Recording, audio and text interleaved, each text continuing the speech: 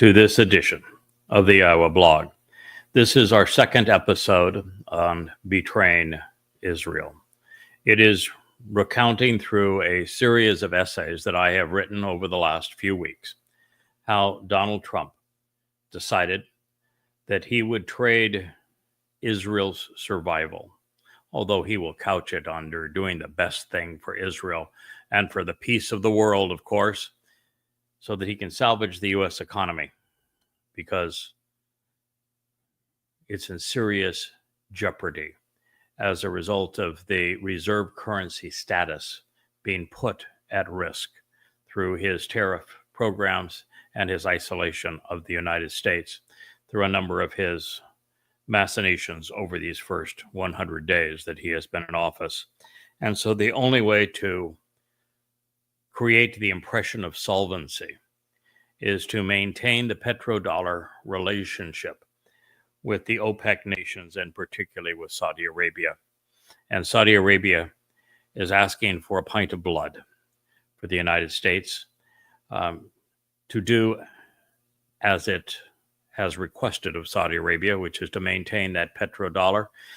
And part of that is that the United States has agreed, Trump has agreed to provide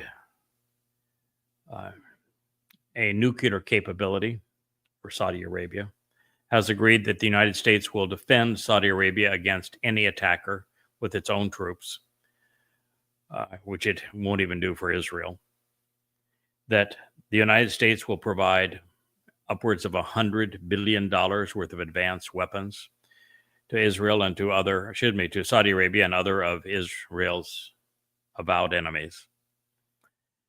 And in return, Saudi Arabia also wants Israel served up on a platter. It's called, of course, a Palestinian state, but there are no Palestinians. It's a marketing myth designed to justify the genocidal rage of Muslims against Israel. It's Palestine. All that means is obliterate Israel. And that's what they want. That is what they're demanding, and it is what Donald Trump is prepared to give them because he has abandoned Israel.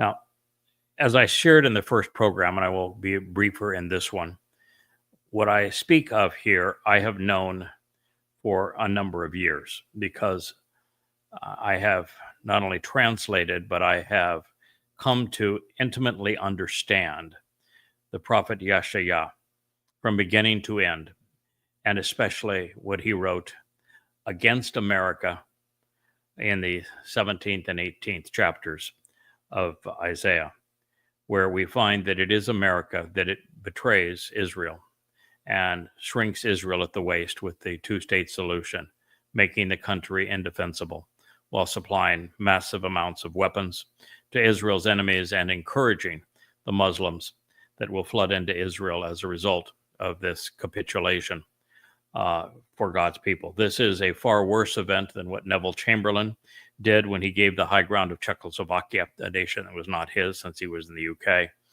to Adolf Hitler and the Nazis. In this case, the Nazis are Muslims.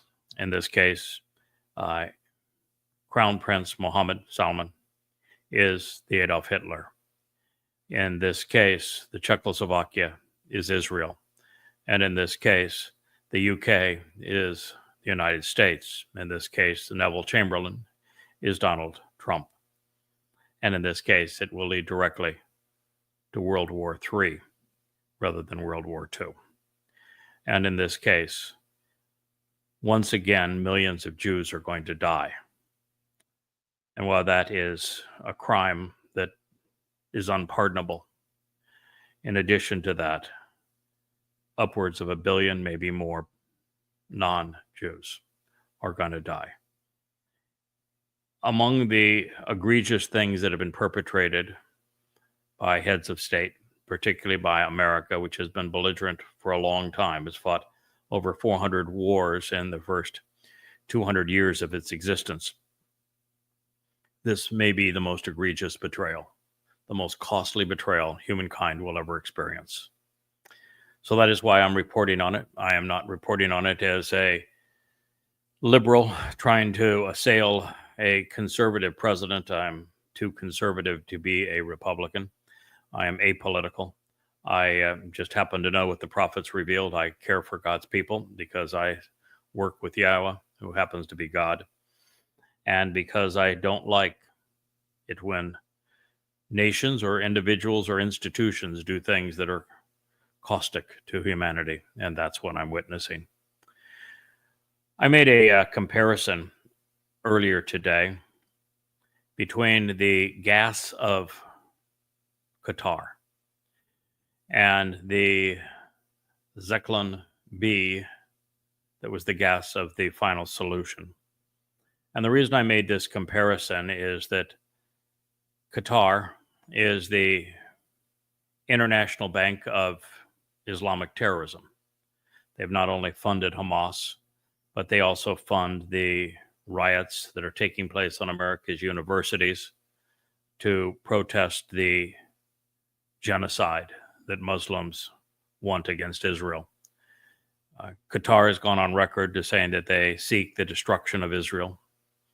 And there is no more anti-Israel voice in the world today than the Emir of Qatar. And yet, Qatar is promising Donald Trump a several billion-dollar Trump Tower in Doha.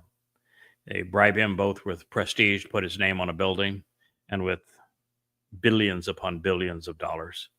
And to lure him further into their grasp, they offered him a $400 million airplane that will cost upwards of $400 million to retrofit to the standards of Air Force One. It's nothing but a bribe, nothing but to play to Trump's disgusting ego. And so I compared the Qatari gas released by the bribable Trump and how it has become the Zyklon B of Islam's final solution to their Jewish problem, and recognize that Islam has sought the apartheid and genocide against Jews since Muhammad led the first Muslims to massacre them in Saudi Arabia. So the description then was Zyklon B. It was a gas can. It was approximately 12 by 16 centimeters. The description now is a Qatari natural gas ship, the QMax and QC-Max LNG carriers, which are the largest in the world. The size now of a QMax ship is 345 meters, 1,132 feet long, 54 meters wide, 177 feet, and 35 meters high, 114 feet. They have a capacity of approximately 266 cubic meters, which is 9 million cubic feet of natural gas. The canister is a lot more explosive and considerably larger. The open can that was used to gas the Jews by the Nazification of Islam, I showed on my post, and it was pictured from the Auschwitz-Birkenau Museum. I wrote, after setting in motion the final solution to the Jewish problem, after Hitler's meeting with the Islamic Grand Mufti of Jerusalem, which is the chief Islamic religious leader, Mohammed Amin al-Husseini, on November 28, 1941 in Berlin, when and where it was decided that Jews would be exterminated rather than exiled. Previous plans of Adolf Hitler and the Nazis were to exile Jews after robbing them of their homes and property. But as a result of the meeting with Husseini, who did not want them exiled to Israel, they made the decision they would exterminate them. And they went to great lengths to find a mass extermination method after that date, and one that would allow them to reach the full potential of the extermination of the Jewish people in Europe as efficiently and effectively as possible. The choice was Zyklon B gas. It was a pest killer, and it turned out to be easy to transport, fairly easy to use. It was deployed at the behest of this Islamic religious leader's request to exterminate Jews because it was cheap, it was efficient, and of course it was painful. Auschwitz-Birkenau hosted the first experiments with the gas, and it was used against previously lice and other insects. Some 600 Russian prisoners of war and 250 Polish political prisoners were gassed in the basement of Block 11 in Auschwitz before it was turned into a concentration camp for Jews. The operation was deemed overwhelmingly successful by the Germans, who would use the same method to kill thousands upon thousands of Jews every day. Zyklon B was distributed in airtight tins. These contained pellets that, when exposed to air, released a poison, a liquid cyanide, which would annihilate thousands of people in a few seconds. After penetrating the lungs through inhalation, Zyklon B caused its victims excruciating pain, violent convulsions, and finally death via a heart attack. That's how the Nazis, at the behest of Muslims, murdered what became a total of 6 million Jewish men, women, and little children.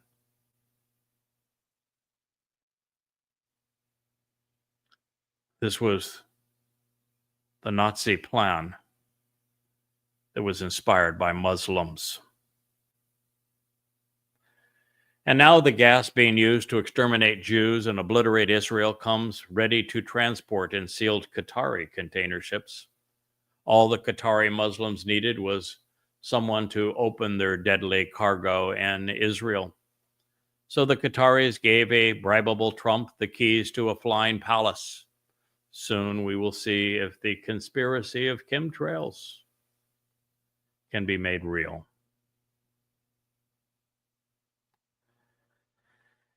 This goes under the heading, it was another essay that I wrote and posted this week. Goes under the heading, I Told You So. From the Bank of Islamic Terrorism, aka Qatar, to Donald Trump, Neville Chamberlain II. R.E. the Flying Palace. This article is from the BBC several days prior to it being posted, and anyone in the mainstream media picking up on it. I broke the story on both X and Facebook of what Donald Trump was going to do with this Qatari flying palace. The BBC article, which affirms what I had written was true, says U.S. President Donald Trump is set to receive a luxury jumbo jet.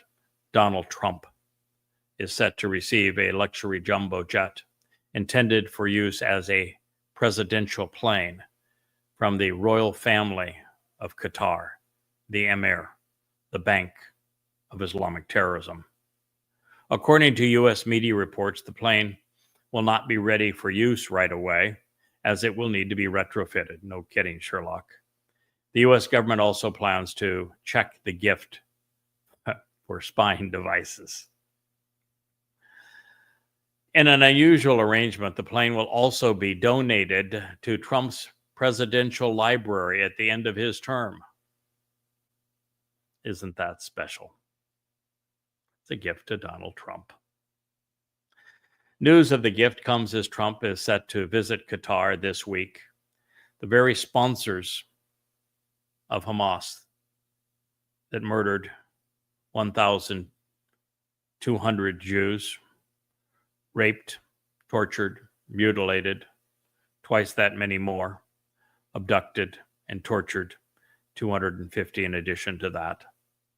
That's the Qatar that's offering this gift. And of course, Trump is set to visit them this week as he embarks on his trip to the Middle East. Of course, once again, his first visit of this term. The value of the gift and its handling is sure to raise legal and ethical questions. Yeah, like it's grotesquely immoral. It's a bribe. The White House current fleet includes 2 Boeing 747-200B planes customized for presidential use with special communication features like a stateroom, office, and conference room. The planes have been in service since 1990 and 1991. That's 30 years, which is not anywhere near the limit of viability of an airplane, that is particularly one that is flown so infrequently and maintained so very well. And of course, the big expense of these planes is all of the counter military and terrorist, anti-missile defenses, anti-radiation defenses, communication gear that's in them. That $400 gift is going to cost the United States more than $400 million more, and then it's going to be shelved in Trump's personal museum. So Air Force planes usually carry over to other administrations, but not this one. According to the National Archives, only the Reagan Presidential Library has an Air Force One jet, and it flew 7 presidents before being donated. This current series hasn't been in operation that long. Qatar is said to be offering Trump administration this version of the 747-8, which is a newer model. And it was upgraded to a flying palace.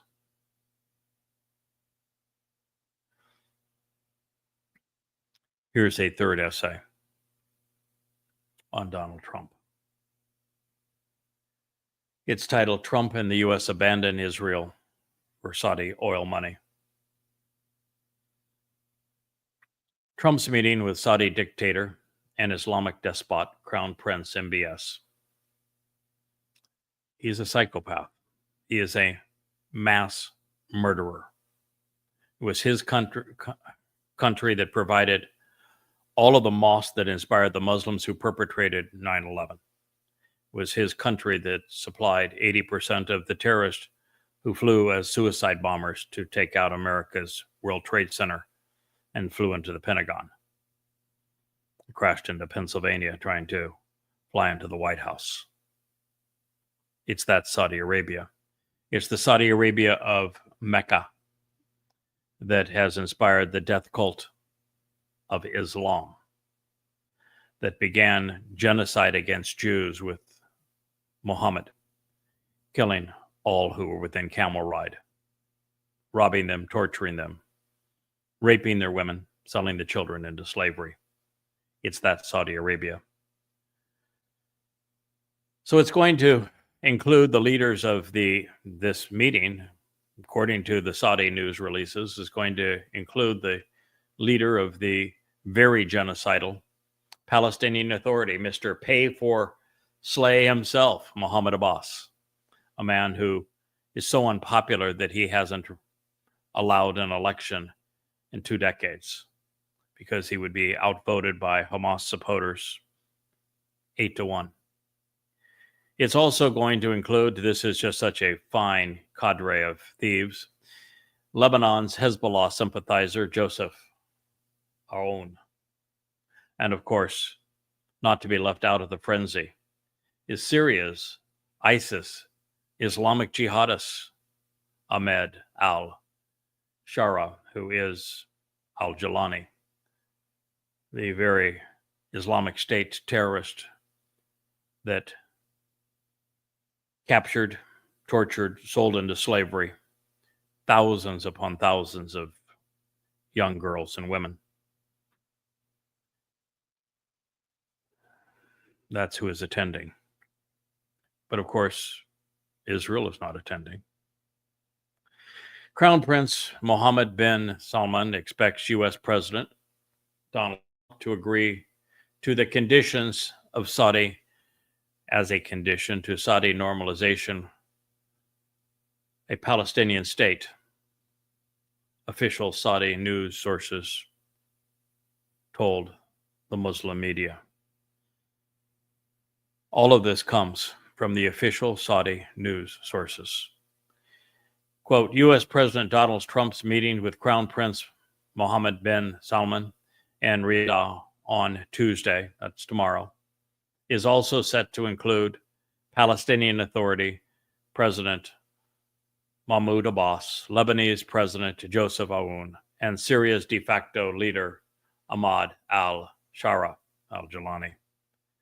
The most reputable Arabic media sources then reported. Palestinian newspaper Al-Quds said that the Saudi prince looked forward to Trump's agreement to the Saudi condition of establishing a Palestinian state. End quote. Trump said in February that Saudi Arabia was no longer demanding Palestinian statehood as a condition for normalizing ties with Israel. However, a statement at that time, that statement prompted an urgent and emphatic Saudi Arabian denial. There are those who believe Bilkin, who claims that the Saudi Arabian dictator, MBS, said, I don't give a hoot about Palestinians, they're not my problem, and that he didn't care about Palestinian statehood. Now, by the way, there are no Palestinians, so this is statehood for an entity that is comprised strictly to destroy Israel. That is the only point of a Palestinian state. It's the only point of a Palestinian person. To operate under that misnomer is the obliteration of Israel, an annihilation of Jews. And what MBS actually said, to the degree that we can trust anybody who is part of that meeting, is doesn't matter what I think about the Palestinian cause. What matters is that the overwhelming majority of the citizens of Saudi Arabia are young, and they have come to hate Israel, and they have embraced this notion of Palestinians because of their hatred of Israel and the way it's been misrepresented in the Islamic media. And therefore, he has no choice. And he made it very clear that if he did any deal with the United States or with Israel that didn't include a Fakistinian state, that he was a dead man walking. They would kill him, and he knows it. So all those people say, oh, no, he's made it very clear he doesn't care about the Palestinians, so a deal can be done without a Palestinian state. Nonsense. Plus the fact, MBS is a good Muslim. He may be a bad Muslim, but he's a Muslim. The Quran orders Muslims to hunt down and kill Jews. It gives bonus points to a jihadist when they kill a Jew. The Quran demonizes Jews. It dehumanizes Jews. He is not abandoning the Quran. According to the source cited by Al-Quds, Trump had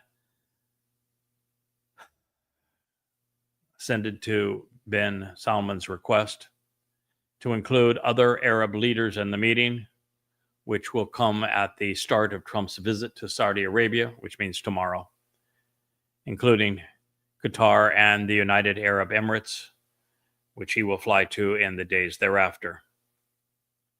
Trump, of course, will not be visiting Israel. He has isolated Israel. And he's not including Israel representatives in the summit. They are not welcome.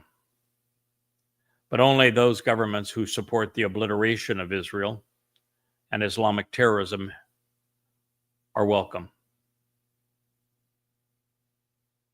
The U.S. president said ahead of his trip that Saudi Arabia's Israeli normalization would happen very quickly.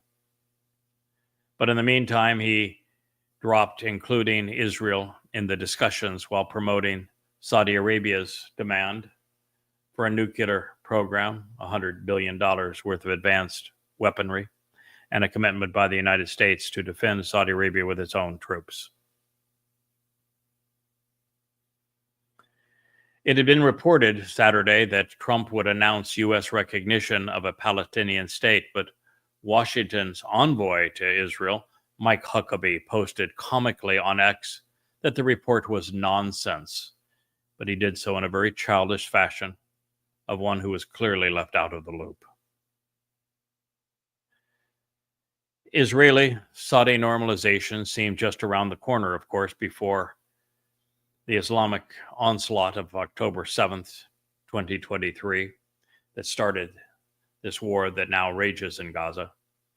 2 Israeli ministers made unprecedented state visits to the Desert Kingdom in the weeks before the shock invasion of Islamic terrorists that caused the deaths, the rape, the mutilation, the terrorism, the torture, abduction of so many Jews. But the prospect of normalization faded as Israel's anti-Israel sentiment reached new heights in the Muslim world amid Israel defending itself from the Islamic perpetrators.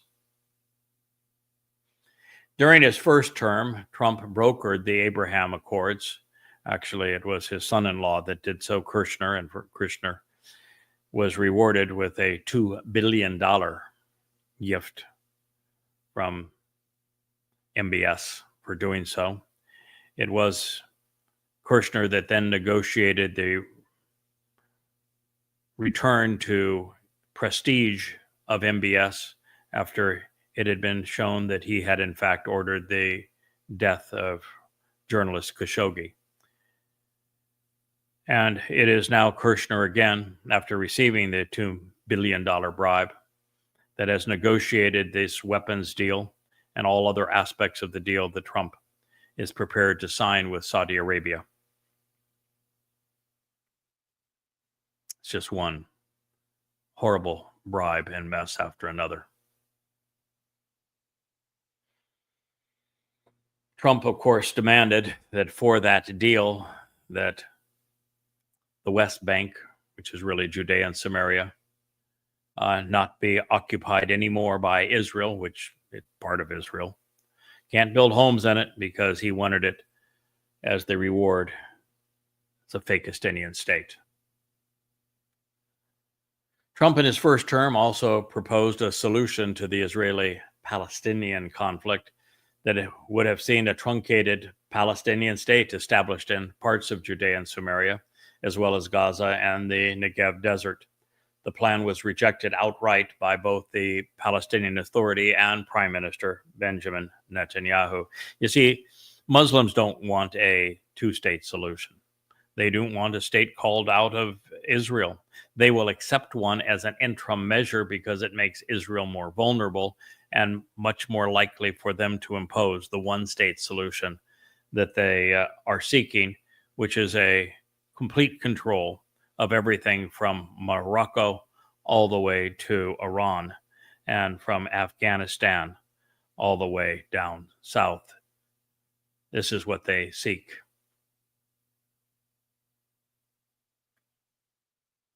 Israel has correctly accused the PA of inciting violence against Jews in its school system and through stipends paid to families of Palestinian terrorists who have murdered Jews.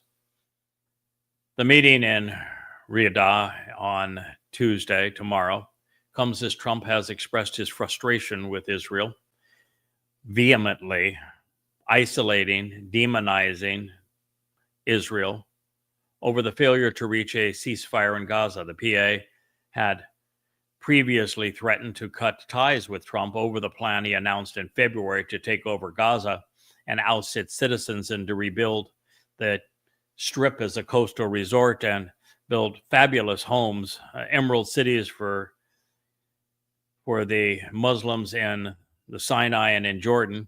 But housing them, feeding them, coddling them. That has no interest to any Muslim. They want them contained and hateful of Israel. That is their only purpose of this mythical people known as the Palestinians.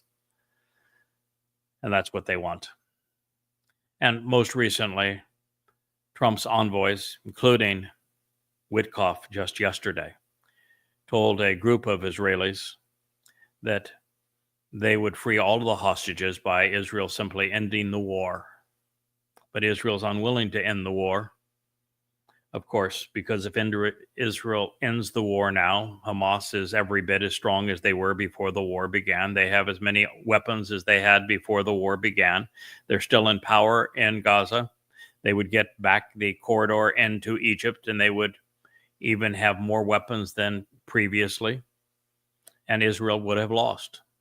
They would have lost all of the citizens who were raped, plundered, tortured, and murdered on October 7th, and then they would have lost the war to prevent Hamas from doing it again. And that's what Witkoff is demanding. He says we could release the hostages. Sure, they could, so long as Israel withdraws from Gaza and leaves Hamas in power. Listen, I didn't want Israel to invade Gaza. I knew it would turn out badly. I knew there was no way for them to prevail. I knew that it would be a disaster for Israel worldwide, and that it would be a war without any chance of a positive outcome.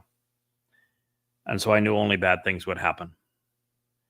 And so this is not the strategy I asked Israel to follow. But once Israel committed to sending its troops into Gaza and has sacrificed another 400 to 500 Israeli lives trying to rescue the 250 hostages that were there, and has turned Gaza into a demolition site, at this point, there is no salvation of Israel if they retreat. If they retreat, it will so galvanize Islamic rage against Israel and so equip Muslims to defeat Israel. And they're not going to defeat Israel through a conventional war that the IDF is able to fight. They're going to do so in 100 times, 1,000 times what happened on October 7th. And they will be ready to do so in the Great Jihad, because they will be buoyed by the success of defeating Israel with the help of the United States, and to have a wedge driven right in the heart of Israel to attack from without and from within.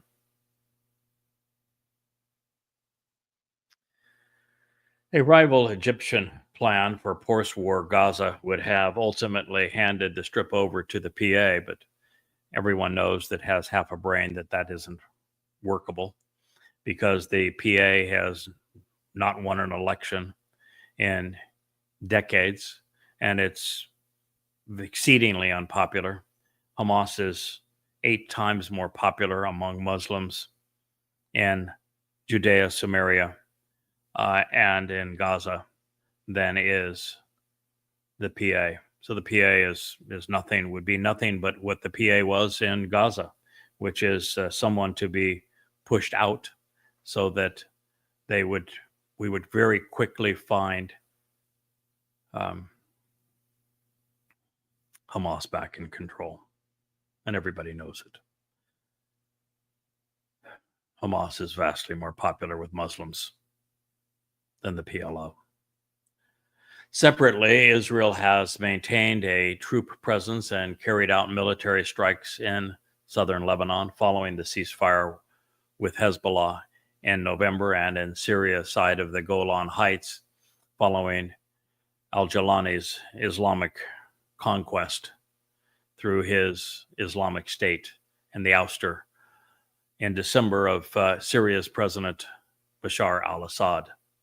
Both Lebanese President Aoun and Syria's terrorist leader have demanded that Israel withdraw from their respective countries, although they have no interest in protecting Israel's right to exist. I'm going to share one more article, I think, with you. This one I entitled Puppet on a String. Trump has announced that he will hold a summit with Muslim leaders in Saudi Arabia to present his Mideast vision. Administration officials said that the summit will give Trump a stage to outline his regional strategy and define the contours of U.S. engagement in the Middle East when hosted by MBS, the Crown Prince of Saudi Arabia. That is all untrue.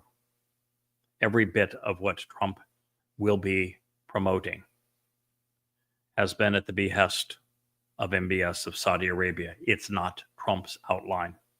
It's MBS's. MBS's, however, is playing Trump and therefore allowing Trump to take credit for everything MBS has demanded. In the visit, which will be Trump's first official foreign trip since taking office in January, it signals the administration's growing focus on the economic ties with Islamic nations.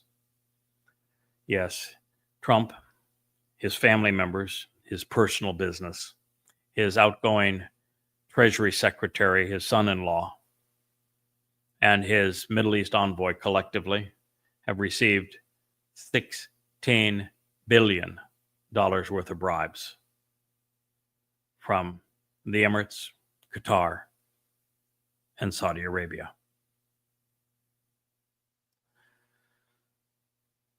Saudi Crown Prince Mohammed bin Salman is preparing to invite leaders from all 6 member states of the Gulf Cooperation Council, the United Arab Emirates, Bahrain, Kuwait, Oman, Qatar, and of course Saudi Arabia. Trump is scheduled to arrive in Saudi Arabia on May 13 for bilateral meetings, with the summit set for the morning of May 14th. At this stage, no other Arab leaders are expected to attend, but that subsequently changed.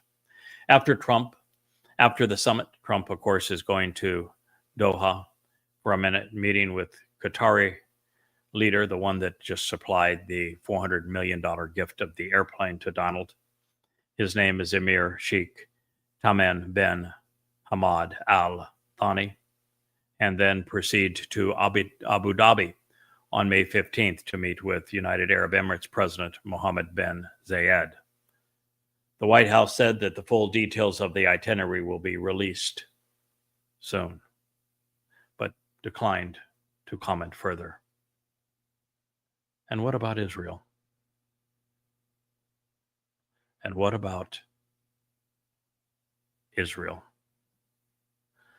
The U.S. officials said that the trip will focus on these bilateral issues and will emphasize arms deals, weaponizing Muslim countries, so that when they continue to be enraged by the Quran and Allah and Muhammad, following Muhammad's terrorist example, rather than using swords and rocks, they will have fancy American weapons. Much easier to kill Jews that way. And of course, Trump is also providing nuclear capability for Saudi Arabia, as well as artificial intelligence for Saudi Arabia. On Friday, the U.S. State Department announced approval of a $3.5 billion sale of medium-range air-to-air missiles, so that, of course, Israel can't defend itself. The summit in Riyadh is expected to be only a portion of the trip, with a broader regional Islamic agenda. Officials do not anticipate the new diplomatic initiatives, but Trump has said otherwise. He says this will be the announcement of the deal of the millennia. Trump, of course, is not expected and has defiantly said he's not visiting Israel. He's not even talking to Netanyahu. The visit comes as Washington continues efforts to revive negotiations on a potential nuclear agreement with Iran, which has zero chance of success. I will share why that is so. The United States does not expect to negotiate anything with Iran. It's simply a delay tactic, and it's being requested by Saudi Arabia to get this deal done before anything proceeds with Iran. This will be Trump's second high-profile visit, of course, to Saudi Arabia. The last time he danced with the Saudis, played sword games with them, and had a giant parade heralded to him. This time, it's one tower, Trump Tower after another. The one on the coast nearest Israel is going to be clad in glittering gold. There'll be another tower in the capital of Riyadh. They know how to get Trump's attention, put his name on tall towers. Now, I realize that I was the first, and many, mainly still be the only staunchly pro-Israel voice, warning Jews that Trump is going to be their Neville Chamberlain. He has already decided to trade the heart of Israel under the pretense of a two-state solution for the petrodollar deal with Saudi Arabia that has become essential to America's economic survival. I've also stated and can confirm that Trump opposed Israel's desire to safeguard its very existence by destroying Iran's nuclear facilities, because he was ordered to do so as a contingency of the Saudi continuing petrodollar support. The reason for the petrodollar support is because Donald Trump has destroyed America's credibility in international trade with all of the shenanigans of his first 100 days, and then again with his absurd tariffs. And reserve currency status means that you have to be the most reliable partner in international trade with all major trading partners. And Trump has gone to economic war with the manufacturing engine of the world, China. And he's gone to war economically with sanctions against the world's second most powerful nation, Russia. And as a result of these things, there's no confidence in the dollar. And with no confidence in the dollar, it can't be used as a international reserve currency. But if it's not used as an international reserve currency, there's no funding the U.S. deficit, because it requires quantitative easing and the illusion of money that is only possible for the nation that has reserve currency status. So with that being eroded, the only hope of prolonging the illusion of solvency for the $40 trillion U.S. debt is for the United States to lock in the petrodollar status with Saudi Arabia. And for that to happen, MBS has Donald Trump on a string, and he's playing it for all it's worth. And then having all manner of bribes paid by Qatar, that is Israel's actual most deadly foe, far worse than Iran. Now, I do not make these claims because I'm opposed to Trump and that I saw him as vastly superior to the progressive libertard cackles. However, I know what the prophets foretold, and they made it clear that it would be the United States that would do this to Israel, thinning Israel at the waist by the Shabuah harvest on May 22nd, 2026. And everything Trump has said and done over the past 100 days serves as proof that I was right. Trump is giving lip service to Israel and letting out the leash relative to Gaza and weapons, all to earn the trust he will betray. Netanyahu already knows this to be true, but knows that he will make it worse by speaking out against Trump. And deep down, the Israeli prime minister craves normalization with Saudi Arabia because he remains ignorant of Islam. And we know this because he's at war with Hamas. And he doesn't know that by fighting a religious foe, that he only makes it worse with bullets and bombs. Ignorant of Islam, this is the consequence that Israel is facing. Therefore, it is MBS that holds Donald Trump's strings. I will share the next portion of this with you in the third edition of Betraying Israel. It will be The Deal is Done. And I wrote this several weeks ago in anticipation of what we're going to witness over the next 2 days. I thank you for listening. I would like to convey my sorrow on behalf of Israel and God's people that this is being done to them. I'm so very sorry that the world has erupted in anti-Semitic rage against Israel, that progressives have become the pimps of Islam, and that Islam continues to perpetrate apartheid and genocide, and yet has the support of the world's media and academia, all bribed by the likes of Qatar and Saudi Arabia. I'm sorry that it was the United States that did this to you. I'm sorry that the United States is equipping your Islamic enemies with these weapons and is sacrificing Israel as Neville Chamberlain did Czechoslovakia before the last World War. But Israel, I have to also say, as sad as I am for you, you've done this to yourselves. You put yourself in a very bad position. There was a much better approach to 10/7. And even then, I warned Israel about 10/7, a year before the attack, explaining how it would be perpetrated and how Israel would be ill prepared to deal with it. And of course, now because of the prophets, I am also revealing that the next Alaska flood will be between 100 to 1,000 times worse. And it will occur within a year of the time that a Fakistanian state of terror is carved out of Israel's heart. I thank you so much for listening. You have a good night. We'll talk again tomorrow.